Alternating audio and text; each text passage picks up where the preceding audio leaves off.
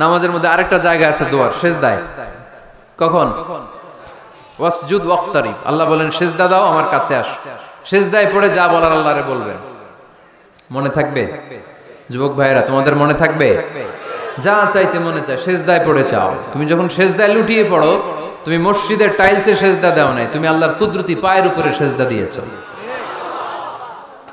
সেজদায় আমরা আল্লাহর সাথে কথা বলবো। এজন্য আল্লাহর হাবিব তাকবীরে তাহরিমা বাঁধার পরে সানা পড়তেন, মাঝে মাঝে পড়তেন ওয়াজহাতু ওয়াজহিয়া লিল্লাযী ফাতারাস সামাওয়াতি ওয়াল আরদা হানিফান ওয়া মা আনা মিনাল মুশরিকিন। এখানে অনেক দোয়া পড়তেন। আল্লাহুম্মা বাঈদ বাইনি ওয়া বাইনা খাতায়ায়া কামা বাআদতা বাইনাল মাশরিকি ওয়াল মাগরিব। আল্লাহ, আমার আর আমার গুনার বোঝার মধ্যে এত দূরত্ব করে দাও, পৃথিবীর পূর্ব প্রান্ত আর পশ্চিম প্রান্তের মাঝখানে তুমি যত দূরত্ব রেখেছো। সুবহানাল্লাহ পড়েন। আমার পাপগুলোকে তুমি সাদা ধবধবে ঠান্ডা বরফের পানি দিয়ে ধুয়ে মুক্ত করে দাও।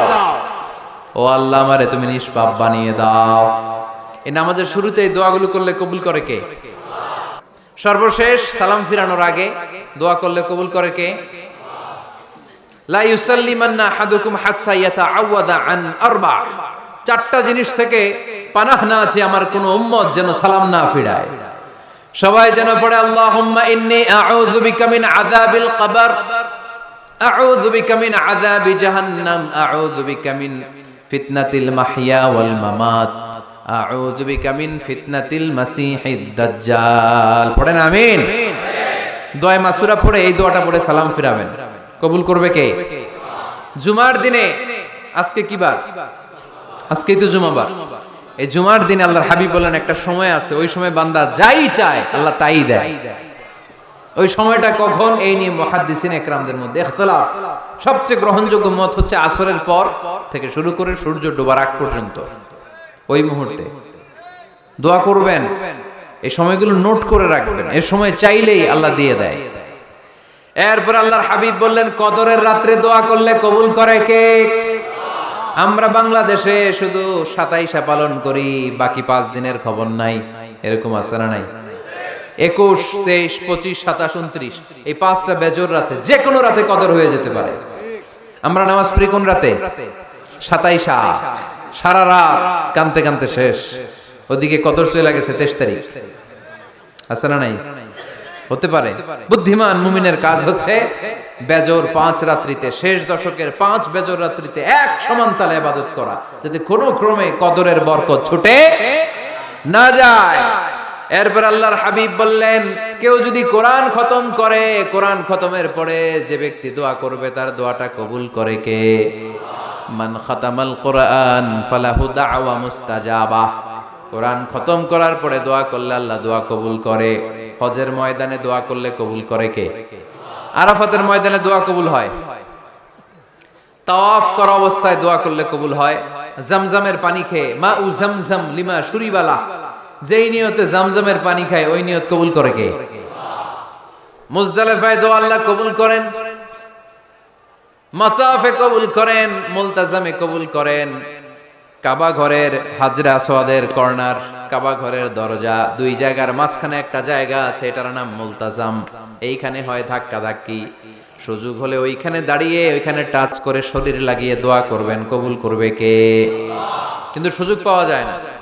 এক মাওলানা সুযোগ পাইছিল ধাক্কা ধাক্কি করে কোন রকম গেছে, যে একটা দোয়া করছে আল্লাহর কাছে, আল্লাহ জীবনে যা দোয়া করছিলাম আর যা করবো সব কবুল করে নাও। এই দোয়া করার সাথে সাথে খাইছে এক ধাক্কা, খাইয়ে অনেক দূর, কাম হয়ে গেছে, সমস্যা নেই। দোয়াটা কি করছিল? কি করেছিল?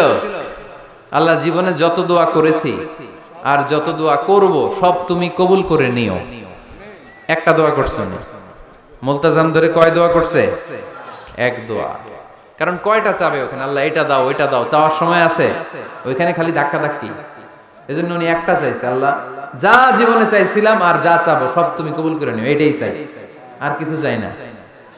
সুবহানাল্লাহ পড়তে পারলেন না? শেষ কথা বলি এবার, দোয়া কবুলের 5টা শর্ত। এই কথা বলে আজকের আলোচনা শেষ। সবাই এবার অনেক খুশি।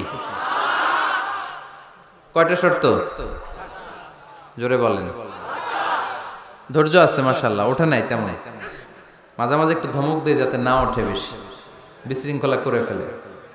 এখন আবার ঠান্ডা হয়েছে। কয়টা শর্ত মনে থাকবে? এই যারা বলেন দোয়া কবুল হয় না, দেখেন নিজেদের সাথে মিলে কিনা। এই 5টা শর্ত যদি পাওয়া যায়, মুহূর্তেই আপনার দোয়া আরশে যে নক করবে। 1 নাম্বার শর্ত আকলুল হালাল, হালাল খাওয়া। কি খাওয়া? আমরা দুইটাই খাই, হালালও খাই হারামও খাই। বেশি খাই কোনটা? হ্যাঁ, কি খান? আমি কই নাই কিছু, আপনারাই কইছেন। নিজের উত্তরে নিজে ধরা না। হারাম খেলে তো দোয়া কবুল হয় না। লা ইয়াদখুলুল জান্নাতা জাসাদুন গুযিয়া বিল হারাম। ওই দেহ কখনো জান্নাতে যায় না যে দেহ হারাম খেয়ে বর্ধিত হয়েছে। কেন দোয়া কবুল হয় না? মিলিয়ে নেন নিজের জীবনের সাথে, জাস্ট একটু মিলিয়ে নেন, খেয়াল করেন। আকলুল হালাল 1 নাম্বার শর্ত। ইউর ইনকাম শুড বি হালাল, ইউর ফুড শুড বি হালাল, ইউর ড্রিঙ্ক শুড বি হালাল, ইউর ফ্ল্যাট শুড বি হালাল, your bank balance should be হালাল। চিল্লায় বলেন ঠিক কি না? এক লোক কাবার চারপাশে শুধু দোয়া করে, ইয়া রব, ইয়া রব, ও আমার রব, তুমি আমারে মাফ করে দাও, তুমি আমারে মাফ করে দাও। এই সাহাবীর কান্নাকাটি দেখে, এই লোকের কান্নাকাটি দেখে অন্য সাহাবারা বলল, আজকের সব সওয়াব এই লোকে নিয়ে যাবে। সব সওয়াব তো আজকে উনার। এর দোয়া কবুল। আল্লাহর হাবিব বললেন, ওয়া মাতআমুহু হারাম, ও যা খায় হারাম খায়। ওয়া মাশরাবুহু হারাম, যা পান করে হারাম। মালবাসুহু হারাম, তার ড্রেস আপ এটা হারাম টাকা থেকে আসে। ফা আন্না ইউস্তাজাবু লাহু, কেমন করে আল্লাহ ওর দোয়া কবুল করবে? আল্লাহ ঠেকা পড়ছে নাকি? ইন্নাল্লাহা তাইয়্যিব লা ইয়াকবালু ইল্লা তাইয়্যিবা। আল্লাহ নিজে পবিত্র, আল্লাহ পবিত্র ছাড়া কোনো অপবিত্র জিনিস গ্রহণ করেন না। জিহাদের ময়দানে একজন সাহাবী ছিল, সর্বপ্রথম তীর মেরেছিল। নাম কে বলতে পারবে? সাদ বিন আবি ওয়াক্কাস রাদিয়াল্লাহু তাআলা আনহু। উনি একবার আল্লাহর হাবিবকে বললেন, ইয়া রাসূলুল্লাহ, উদউ আল্লাহ আইয়াজআলানি মুস্তাজাবাদ দাওয়া।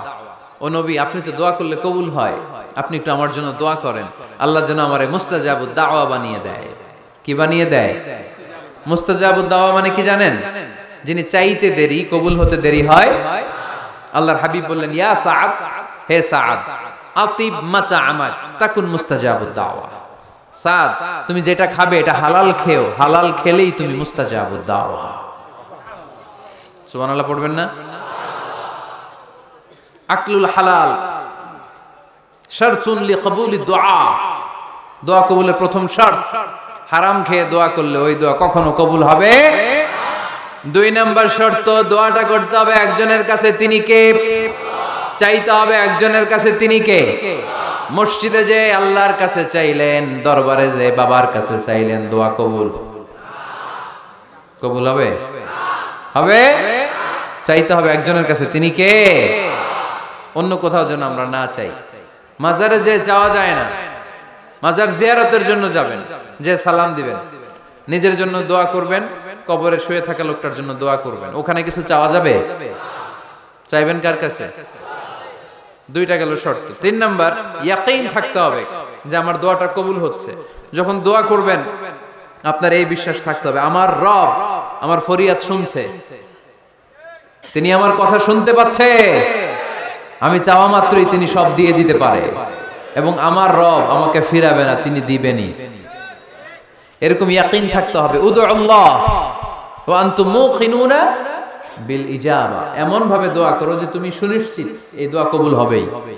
এই নিশ্চয়তা নিজে নিজে নিয়ে নেবে।